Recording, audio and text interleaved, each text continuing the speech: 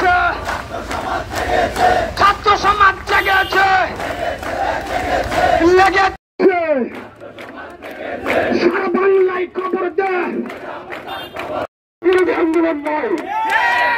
বাংলাদেশের স্বাধীনতা সংগ্রাম এবং মুক্তিযুদ্ধ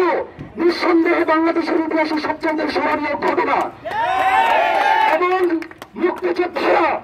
এই জাতির শ্রেষ্ঠ সন্তান, সেই ব্যাপারে আমাদের কোনো দ্বিমত নাই।